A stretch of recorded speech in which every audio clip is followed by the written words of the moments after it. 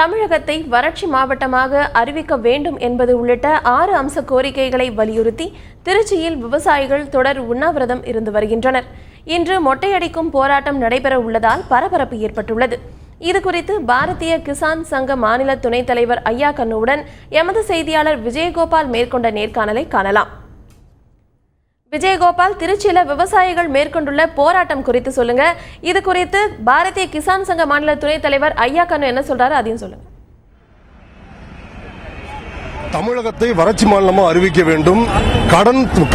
விவசாயிகள் வாங்கிய கடனை உரிய அனுமதியின்றி உடனடியாக நிலத்தையோ பொருளையோ ஜப்தி பண்ணுவதை உடனே நிறுத்த வேண்டும். குறிப்பாக சொல்ல வேண்டும் என்றால் டிராக்டர் ஜப்தியை உடனடியாக நிறுத்த வேண்டும். மற்றும் நதிகள் அனைத்தும் இணைத்து தட்டுப்பாடு இல்லாமல் தண்ணீர் கிடைக்க வழிவகை செய்ய வேண்டும்.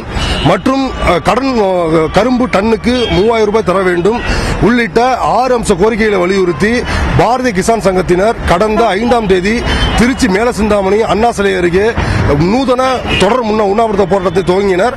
முதல் நாள் அரை நிர்வாண போராட்டம் நடத்திய அவர்கள் அடுத்த நாள் பட்டை நாமம் அடித்து போராட்டம் நடத்தினர். அதைத் தொடர்ந்து வாயில் துணி கட்டியும் அதைத் தொடர்ந்து திருவோடு ஏந்தியும் இப்படி ஒவ்வொரு நாளும் நூதனமான முறையில் உண்ணாவிரத போராட்டத்தை தொடர்ந்து வருகின்றனர். இதற்கு மத்திய மாநில அரசுகள் உடனடியாக செவிசாய்க்க வேண்டும் என்பது இவருடைய கோரிக்கையாக இருக்கிறது. போராட்டத்தின் முக்கிய நிகழ்வாக இன்று மொட்டை எடுத்துக் கொள்ளும் போராட்டம் தற்போது நடந்து வருகிறது. இப்போது நம்ம அருகில் பாரதிய கிசான் சங்கத்துடைய மாநில துணைத் தலைவர் ஐயா கண்ணு இருக்காரு. அவர்கிட்ட கேட்போம். ஐயா சார் வணக்கம். இந்த மொட்டை அடிக்கும் போராட்டம் எதுக்காக நடத்துறீங்க? அரசு எங்களை மொட்டை அடிச்சிருச்சு. நாங்க இந்த நாட்டினுடைய உணவு பஞ்சத்தை போக்கணும். இந்தியா வெளிநாட்டில் உணவுக்காக பிச்சை எடுக்காமல் வைத்தோம். ஆனால் இன்று எங்களை பிச்சைக்காரர்கள் ஆக்கி எங்க தலையை மொட்டை அடிச்சிருச்சு. எங்களுக்கு லாபகரமான விலை கொடுக்கல, எங்களுக்கு நியாயமான விலை கொடுக்கல. விலை கொடுக்காம 1970 எங்களுக்கு 40 ரூபா வித்த நெல்லுக்கு 800 தான் தருது. ஆனா அதே எம்எல்ஏவுக்கு 250 ரூபா 70 கொடுத்து இன்னைக்கு 55,000 தருது. 1970 வாஜியாருக்கு 90 தான் சம்பளம், இன்னைக்கு 35,000 தருது. 50 ரூபா தான் இன்னைக்கு கரும்பு, அன்னைக்கு 50 ரூபா கரும்பு கொடுத்துச்சு, இன்னைக்கு 2250 ரூபா தருது.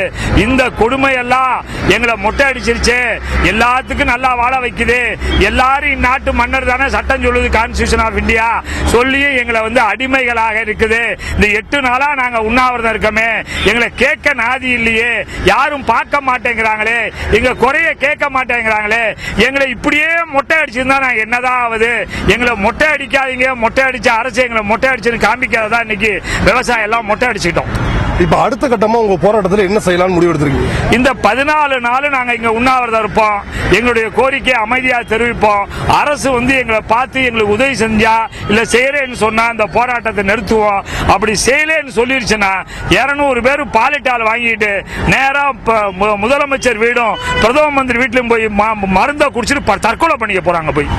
அதாவது இவர்கள் போராட்டத்துக்கு உடனடியாக மத்திய மாநில அரசில் செவிசாய்க்காவிட்டால் அடுத்த கட்டமாக விஷம் குடித்து இறக்கும் போராட்டம் நடத்துவோம் என்று கூறுகிறார்கள்.